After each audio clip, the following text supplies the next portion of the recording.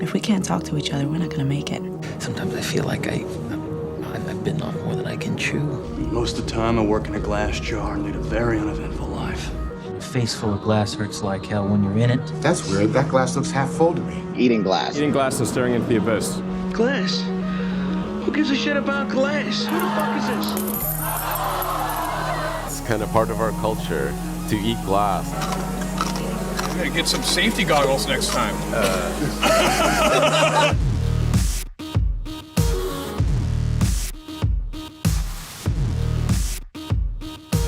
Hey everybody, and welcome to Chewing Glass, the show where we talk to developers building in the Solana ecosystem. Today we have with us TJ Littlejohn. He is the founder of MntPay, winner of the most recent Solana Hackathon payments track for Riptide. TJ, how's it going, man? Dude, it's going good. We're stoked to be here. Thanks for having me on. Yeah, man. Like you and I basically met, I feel like a few months ago when you were building some stuff for iOS, basically some IDL stuff with Anchor, and we were talking about potentially getting you some work going on, and then next thing you know, a couple things happened, and here we are. But before we dive too much into that, let's hear a little introduction. Like I know a lot of people probably don't know a ton about you. Like where'd you start your kind of journey, and how'd you end up here at building in the Solana ecosystem? Yeah, wow, for sure. A bridge version. I'm from Florida originally, born and raised. Grew up in South Florida. Went to school in Tallahassee, Florida State, go Noles. Originally I was like a big math guy. Always wanted to do like pure math and trying to like see how I could make a career out of that. Finance was like an option, and so I was exploring that, and someone told me I should learn to code. So I started learning to code. From that, found hackathons. From that, found iOS development, and just like down the rabbit hole there. At a hackathon, I ended up like securing an internship at Apple, which turned into a job. And then I spent 4 years there doing like research and development and experience prototyping. And then about a year ago, I decided I was done with that. And I wanted to be in like startups. And so I left, joined a startup. Kind of 5 months after that, I found Solana through like some friends. And I just like noticed the point in time we were at. And I was just like stoked. And so I quit. And I just immediately started building. Wow. So you don't have a CS degree. You're kind of self-taught programmer and landed an internship at Apple, kind of dealing on the development side of things? No, I do have a CS degree. Oh, you do? So I did both. I did math and CS, but like the CS portion to me was like the less interesting one. Like I loved pure math. I thought it was so cool. Like CS was more of like the necessity one. And then I thought it was cool when I started doing it. But I think I learned a lot more through like just like the apps I built outside of class. So like partially self-taught, because that was the more important part. But my education was super important too. You have a CS degree. You ended up interning for Apple. You did that for how long was it again? It was 4 years. 4 years. And you said research. Like, were you actually doing development while you were there?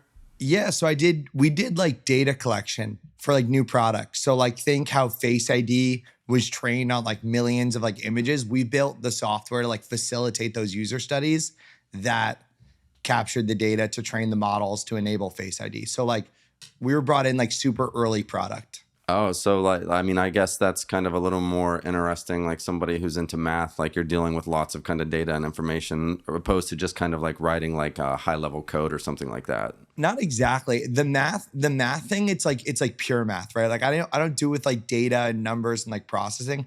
I just think pure math is fucking cool. And like when I like have like an itch about something, I just like want to dive. And so like that was the math thing for me. That was just like pure, like I love it. And I think it like taught me how to understand stuff, which I think I still like every now and then, like I'll see I have like the power to do that, which is really cool. The thing with Apple was it let me just like hack on shit. Like I had like month-long projects and like software efforts that like, cause I get bored really quick. I get bored, which is like a blessing and a curse historically. Apple just let me work on a project. And then a month later I was working on something else. Yeah, we've had some conversations. Like you said, like you get bored really quick. It kind of comes through a little bit in your personality. You get super excited about things and kind of bounce around, and like that's why like your energy is like super crazy and like incredible. So it's nice to have people so excited about these things, and especially considering the fact of some of the more recent great things that have happened. I kind of want to really start this whole conversation outside of like your past on like where it all truly began, which from what I understand was really MntDAO. That's kind of like lit this whole fire off. I don't know if everybody knows about it, and if they do, maybe not how like great of a thing that it turned out to be. Maybe about like Barrett and Edgar and what they set up and how it was, and then like how that whole month went for you that kind of led to this moment. So yeah, MntDAO, for people that don't know, was a month-long hacker house in Salt Lake City, Utah, where people from all over just congregated. And we spent a month working on whatever it is you want to work on in this co-working space called The Shop. And like you said, Edgar and Barrett, they're actually the ones that got me into Solana. They were the first people to introduce me. And they just threw this hacker house to like grow the ecosystem out of like the kindness of their own hearts and like love for like co-working and developing and like hacking. And so yeah, a bunch of us came through and we just like were chilling in Utah. We'd go snowboarding on the weekends. We'd throw parties on like Fridays and like bringing people from around the city and just like straight up just get after it. And that was the best part. Like we'd be working from like 10, 11 a.m. was when I would like roll in till like 1, 2 in the morning most days. And like a good crew of people were like always like there doing that too. Maybe if you like wanted to go grab dinner, you could, and then people would come back. But yeah, it was just like a lot of like incredibly like focused work, and like a nice like little crew is like formed out of that. And so I've seen a lot of the like same MntDAO folks at the next like hacker houses and stuff, and that's always like fun. And so yeah, you just become friends with these people. And yeah, it seems like there was a lot of building going on. I'm not gonna lie, like I saw that notion that Edgar and Barrett, or I think it might have been Edgar, correct me if I'm wrong, put together this notion, and I was like, a dev did this? Just because it was like so organized and well put together. And then like those guys pretty much like put this thing like from start to finish, like got this thing going. Yeah, there was a lot of people that participated in the setup of it. I know Sam had a big part, Edgar and Barrett had a big part. A lot of those like core Salt Lake City people were doing this stuff. But yeah, I mean, they just like, they took out the trash. Barrett was like under the tables the first day, like taping extension cords. So like they did the stuff. Yeah, I talked to him in Miami, and he was like, "Yeah, I have a room in an office that's filled with about like 100 monitors. I can't remember what it is at some point, but like it looked like there was tons of building going on there. Whenever I see the community, like they didn't really ask for permission, and like a lot of people were say, "Why don't you bring a hacker house to our city or this or that?" And like the reality is, like you don't need that. Like you have an idea, you execute, you make it known, and like people are gonna come there, and you're probably gonna likely get some sponsors to help you like put it on, because this is like an incubator, and like obviously MntPay came out of this, which is incredible. Let's talk a little bit about that. I'm pretty sure, maybe I'm wrong, is that like Solana Pay was it announced before you got to MntDAO, or was it announced like while you were there? It was actually the same day. February 1st is when I rolled through. I was on a phone call with you actually whenever you showed up. You remember that? We? Like, we were on like you were like, I just got to MntDAO. Yeah, we were doing. I probably called you from the airport. Yeah, I've been like, you did probably like over committing myself. And I remember like we were talking about like doing like a possible like grant or something for that IDL stuff. And I was like just trying to not lose that and like not doing my end of it. You're like, TJ, if you just write a Notion page on like your idea, I can do it. I can move it through. And I was like, like, I don't know, I'm building, you know? And yeah, so we never got through there, but yeah. Well, I think it worked out pretty well. So you got there, Solana Pay's announced, and you were just like, okay, well, I'm just going to build something with this. No, not at all. Okay. There was kind of like two funny like touch points with Solana Pay that like got me rolling. The first one was I like hopped out of MntDAO to go to the LA Hacker House for like a 2-day stint because I was like working with these people. And then as I was like about to leave, I remember my friend Greg from Solana News was like, you know, like I missed like the news cycle on Solana Pay. They must have like had like insider like information. That was like a couple days like after it was like announced. And I was like, what do you mean, dude? It's like been going on. He's like, what? I'm like, yeah, are you not like on Twitter? Like, do you not see this stuff? Like these are so that was like funny. And so that was like that kind of had it like top of mind like a little bit. But the idea for like MntPay was like purely out of it was Friday night. It was the night of like the first like party we were having. We had parties like every Friday or Saturday. And I was grabbing a Red Bull they had this self-service checkout kiosk, as I do. I just like consume just stupid amounts of Red Bull. And I was like buying another one and you like pay through like Square, like tap your phone. I don't know. I had like a random idea that it was like, yo, wouldn't it be hilarious if we like rebuilt this like self-checkout experience and then just like added the Solana Pay stuff? Because we're like all Solana people like here for a month. This is like the first week. And that would just be funny, right? And I told someone, I was like, I'm just gonna do it. And they're like, that's hilarious, do it.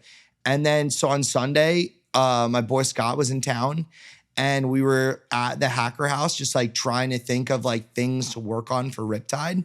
And we were like skating through all these like different ideas on like creator tokens or I don't remember like all the different things. And it was like, what if we do that like point of sale thing? That'd be cool. Like, and then whatever. It's like, we could probably build this in like a 2-day stint, like not a big deal. And yeah, that's why we built it. Yeah, I remember like starting to see like a couple days after Solana Pay launched, like I started to see all these videos of people like filming themselves and you guys like paying with Solana Pay. I was like, this is crazy. This just came out. I can't believe, well, I could believe that you had put that together already, but, and then from there, it's kind of like Solana Pay's kind of really gained a ton of traction, but you were really the first person to come out and be like, look, hey guys, I did it. And like, it's actually live in this place right now. And it's still there to this day. Like they keep that. Yeah. As far as I know, our customer success could use some work. And so I haven't followed up with them in like a couple weeks. But we got them set up with our new version, which was like a more self-service thing. So as far as I know, it's still running there. There was even like a week where it wasn't working, and Barrett was like texting me nonstop, like, bro, like you need to get this working again because like I need this. And so that's like classic, like build something people would be like upset if it goes away. And so we did that. Yeah. So you did this in a short amount of time, and like since then, like there was a lot left in the hackathon to go. So yeah, since that first day or that you got that live, I guess you've been kind of doing a ton of work up until the point where you like made your final submission. Like tell us a little bit about MntPay and like what work was involved and what are the features and like maybe what's the future of MntPay. Yeah, for sure. So the first out the gate was it's an iOS point of sale app that enables users to use Solana Pay to pay. And then the second thing is that it has Square integration. So we use the Square APIs to tie it into your current point of sale system. So the transactions show up in line. Chase bought a Red Bull here for $3 with his MasterCard. And then he bought a cookie for $1 using Solana Pay. And so that was the kind of core thing. And we had built it like specifically for the shop.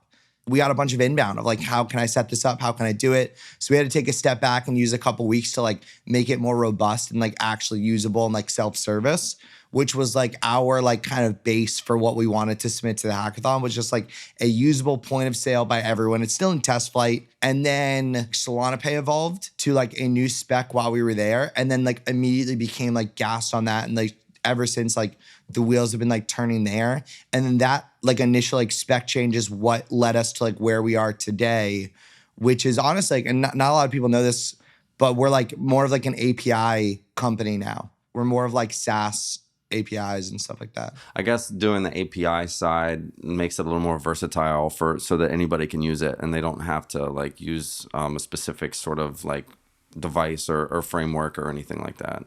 Yeah, it was, I think the APIs, to be honest with you, they came more out of this idea of like defensibility, because with like a lot of the attention we got, it was like, what's the opportunity here? You know, like, is there something like worth building out?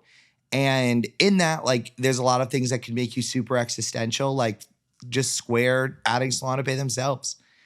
And so like, how do we actually build like a moat in this industry or like something? And so we were like, this transaction request thing came up, which was like enables you to use APIs in Solana Pay. What if we open that up to people and then let that be like our defensibility and our moat. And so like we spent a lot of time thinking about what that API suite would look like, and then realized that like that's the bigger opportunity from our point of view. But like probably more importantly, it's like what we want to build. You know, in this space, I think there's a lot of opportunities for a lot of people to participate, and building out like the client that people would use. There's also a lot of stuff that we weren't interested in building, like inventory management and tax reporting and accounting. Like, nah, right? I want to do the Solana stuff. And like the APIs is the Solana stuff. And so that's kind of where we're at now. Yeah, I mean, like it makes sense. Here's the thing: you build a project, and you don't want to start taking on things that you don't enjoy, because then you probably stop enjoying your job. So like you do what excites you, and then you offload or like allow sort of connection points for other people to build that stuff who see that opportunity. But it makes a lot of sense, you know. Like I've talked to people who have created businesses, and then they pull on, maybe not this specifically, but like the tax stuff and all these different sort of inventory management, and then it becomes like, I don't really like this anymore. This is not what I signed up for. That's what was happening. And so it was like really had to like focus on like something specifically in there. And we picked the APIs. And it's been cool. We've been working with like different protocols to like add their functionality to our APIs. And yeah, it's been fun since we started focusing there. So obviously it was the right move, because to circle back to this, is like you won the payments track of the Riptide Hackathon. There was a lot of competition. There was a lot of good like stuff in there. So I'm just curious, how did that feel when you saw that? I'm like dumb competitive, you know? And so like it was so funny, because it was like, it started off as like people are like, oh, are you going to submit this to Riptide? And it was like, yeah, probably. But like, we're not really focused on that. And the closer we got to Riptide, we're like, we want to win, you know? And then so like, yeah, we had been paying a lot of attention to like other people that were building in the space, like seeing like where people's attention was. The whole time we were like, I don't know, like fairly confident we would do well to some extent. But then I think it was kind of up to like, what did the judges value? Right? You don't know, you know, but we were like super proud of what we built, and we're hoping other people saw like what we saw. And like seeing that we won the payments track, it was just like a pat on the back. It was like, we agree, you know? We agree. Yeah, that's kind of what it was. And there was like, you know, like some chest pounding. There was some like, yeah, like, yes. But I also think the part I was like more stoked on was just like the attention that would follow. And like knowing that we could like leverage that to build like something, right? Because I think the attention is just like, it's fuel, you know? And like, it's not, you can't do it with only attention, you know? You have to follow it up. But like, we knew it would like empower a lot of the things that we wanted to do. Yeah, for sure. And I think these aren't necessarily your classic typical hackathon where you hack on some little thing for a week or a month. These sort of events are actually catalysts to build real businesses. And this is kind of meant to be inspirational to developers that are watching this that may or may not have dipped their toes into Solana. Maybe they have, but they haven't gotten anywhere. These stories are super inspirational. So I want to put it in context. Like, what is the time frame from the day that TJ wrote his first read his first Solana doc to winning Riptide payments track? What's that time frame? September, August. I was staying up late. I was still working at the startup, and I was like staying up till like 3-4 in the morning, reading that classic like Paul article on doing an escrow. It was partly that. It was partly that Packy podcast on like Solana Summer. That was like super dope. I remember I was at like the gym, and I was listening to him talk about like the DJ Apes Mint. And like 2 weeks prior, I was at Miami Hack Week. It was like, I remember I was chilling with Barrett. I met him for the first time. We had like met through our friend Ebe. Shout out Ebe. And it was just me, Barrett, Edgar, and Ebe in this apartment. And they were just talking about crypto, and I knew nothing. So I wanted to fit in. And I was like, oh, I bought some Ethereum lately. I thought I would impress him. And he's like, not even looking at me. He's like, fuck Ethereum. And I was like, what? And he just turns around and he goes, Solana. And I was like, what is Solana? I thought it was like some like shit coin. And that was just when it got on my map. And then I like saw the Packy thing. I did that. And then like all these like NFT things were like popping up. And I'm like, all right, what's going on? And then like Candy Machine pops up. So I'm like reading like that contract, and I'm reading Levi's thing and trying to set one up for myself and like all these, it's just like, it feels like explosions all around me. And I'm like, what is this world? Like, and people are just like shipping and I can't keep up. And it was like overwhelming. And then I quit. So it's been about like from 0 to hero in like 7 months, basically, is what I'm hearing right here. 7 or 8 months. Something like that. Yeah. I feel like I got onboarded like fairly quick. Like I feel like I was like doing stuff to me that felt like mattered like immediately. Like all that iOS stuff that I was doing, like to me felt like groundbreaking. Yeah. Like, and I felt like a hero then, honestly. That stuff made me feel like more of a hero than what I felt like with Riptide. Really? Totally so it was more so just like that you win Riptide, you're like, wow, this is like, I got this thing. But the more part for you was the personal win of actually just like starting in this new journey and figuring out how to build on Solana. Like I said, like I'm dummy competitive. So like winning Riptide was like great. It was like a good job, pal. But like with like MntPay, like I don't feel like I've like done anything yet. I think there's opportunities too, and we're on a path to like actually like really contribute to like the Solana ecosystem. But I don't feel like I've had a major accomplishment there yet. But with the iOS stuff, like I totally did. Like I like from like native iOS code, like minted an NFT through Candy Machine. I figured out how to talk to like Anchor programs from like native iOS code. And like that to me was like, that gave me so much energy. So tell me about that. Like you started building on Solana. Like, did you start messing around with Rust? Did you start messing around with Anchor, or did you kind of like go straight to those Swift SDKs that existed? Like, what was your process for getting rolling on Solana? Totally. Yeah, that's like a great thing to like preface here is like I've done barely any Rust. I haven't shipped a smart contract to mainnet. I've mostly like client work. So like there's massive opportunities in the space to like really participate and have impact just doing like client work. That being said, like the way I really learned it was just wanting to write an iOS app that would work with Solana. And so I found a couple of open source Swift packages that was doing iOS transaction stuff. And so like, that's how I learned like what a transaction object looked like and like where you serialize it and like how you add accounts to that and like what's an account and what's Borsch encoding, you know, like yeah. All of that stuff I just learned because like I had to make an iOS app that like talked to Anchor. And so like me and my friend Michael, we went to college together. And so we were up to like 4 a.m, like for like weeks, just like printing out transaction objects in JavaScript, like on the Anchor thing and like figuring out how do we bridge that to like iOS. And that was like the coolest. And like this is exactly the point we've talked about a couple of times on this show, and I say it on my Twitter all the time. You just won Riptide Payments Track and you never shipped a smart contract. How? Well, it's because not everybody needs to be this guy who writes the smart contracts. You just need to know how to talk to them using these different APIs. Swift, JavaScript, there's a C# SDK, there's a Unity one built on top of that, like there's a Kotlin one. They're all out there, and you can learn Solana and like in a way you're comfortable, which is in your native language. And you're talking about just like doing print lines and printing out and just reading like, what is this object? And like, now I get it. Yeah, that was the process. And it was great, you know? And I think there's like, we have a long way to go before like developers can like step in and build like incredibly easily and efficiently. But the process is still fun, you know? And there's like a lot of like toys you get to use when like building this up, a lot of like exposure, you feel super low level. And yeah, like anyone, like they encourage everyone to just like dig in and start building shit. In your opinion, like what are some of those things that need to improve to make this easier for the new guys or the old guys? It doesn't really matter. Like what needs to happen and like what do we need?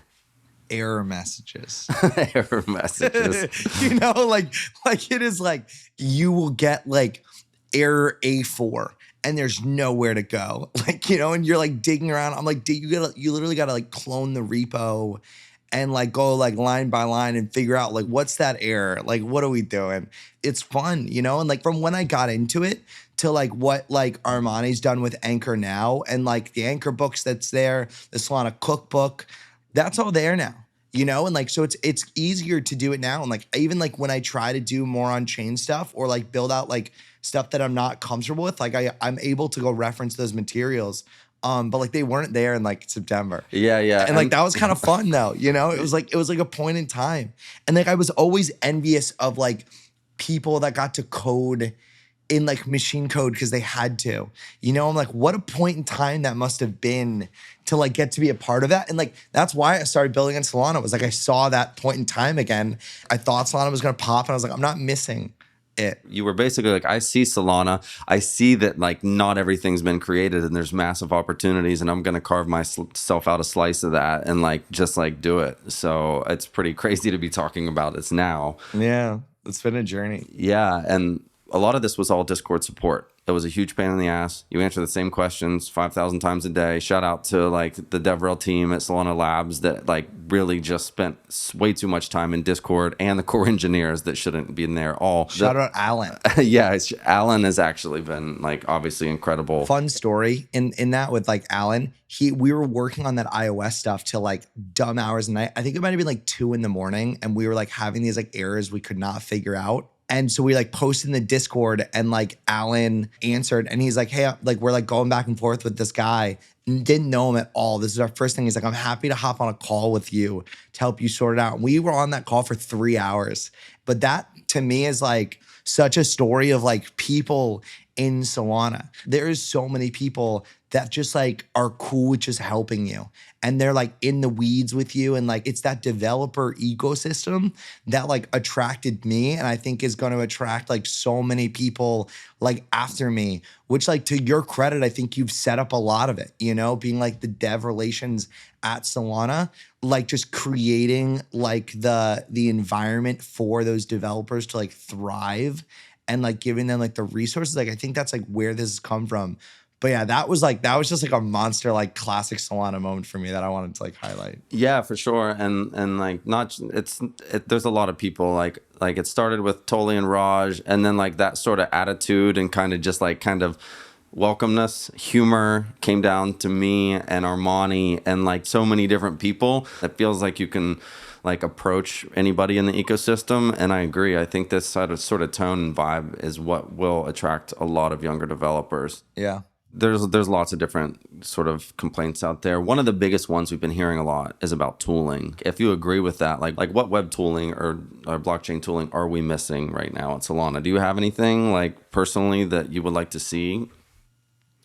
No, I don't have like the most robust engineering background. Like right. like when I was at Apple, like we use Apple internal tools. So like that was all like I really knew. And so like even now, like I'll be like coding on something with someone at a hackathon, and they're like, wait, you're not using this plugin? You're not using the Anchor plugin for like VS Code? I'm like, no, like what is that? You're just old like, school. Yeah, they're like, baby, come here. Like, and they'll set me up with some stuff. So like that's so cool. I think examples are gonna be great. Like I think just like getting examples out there for people so that they can like learn that they can do it too is gonna be really cool. And self-onboard. Yeah, self-onboarding is massive. And that's one of the ways we want to go with MntPay, because we're just like a set of APIs. I think we can open up these APIs to like iOS native developers to be able to build dApps. You know, like they don't need to do the exact like transaction building. Like we can have like just a normal API that lets them build the transaction themselves. So that's one of the directions we definitely want to go into, and we feel like can bring native developers to Solana, hopefully. Yeah, it's about giving the tools, the education to onboard people like MntPay and the rest of the ecosystem, who then drives in the users, and then like that it just kind of like spreads outwardly from there. So it's pretty incredible to watch right now. I'm not going to say like I started last May. Next month will be my 1 year, and like the difference in 1 year has made, like you said, even in September, you didn't have half the things that are available now. Like it's happening at the speed of light, and it's who knows. And like 1 year from now, it's going to be again unrecognizable. So I mean, it'll be unrecognizable in like 6 months, most likely, or less. We'll see. Yeah, dude, I mean, just being along for the journey, I feel like grateful. You know, like what a point in time that we're in. I was talking with Edgar the other day. Is like, we got to remember, like, we're in the good old days right now. I guess, like, to round this off, and you kind of already touched on this, and I always do this at the end of every single episode of the show, is to just kind of give some advice to whoever you want to give to advice to. Maybe it's the new devs looking to come into blockchain that might be scared or intimidated by just the name blockchain scares some people. I mean, just start. Just start and just build. There's so many opportunities within yourself to like push things off. And like, it's so easy to like complain or like give yourself reasons to not build stuff. Even within myself every day, I'd catch myself either complaining or like giving excuses or whatever. But like, reality is like, just build. Because like, when you just start building, like, you'll figure it out. You can ask the questions. You'll get there. And then like that building like really like gives you momentum to keep going. Yeah, man. Yeah. And it attracts people to you. And then those people are going to give you energy. And it just like, it all cycles, right? But you have to like be the one to start. Yeah, I mean, I don't think anybody's really given that advice, and it is like, we're all engineers. We've all just put things off. We've all have 200 projects that we started one night and then never got back to. So it's really just getting started and just following through. Yeah, and don't be afraid to chase the energy. You know, like, there's so many things I've like tried doing in Solana that like I would work on for a week and then stop. But like, even now I go back to them and they're just like tools in the belt, you know? And you'll be able to leverage learnings like later on. Yeah, for sure. Well, TJ, congratulations for winning the Riptide payments track with MntPay. Glad to get you on the show. Glad to have a conversation. Like, love the energy. Just keep it up, man. And like, thanks again for doing what you do, and thanks for being here. Yeah, no, I appreciate the opportunity. I feel this is definitely like the longest we've been able to chat for how long we've known each other. You know, it's like funny. I feel like we kept missing each other in Miami. So I'm glad we got this opportunity, and hopefully I'll see you in the Bahamas. Thanks for coming on.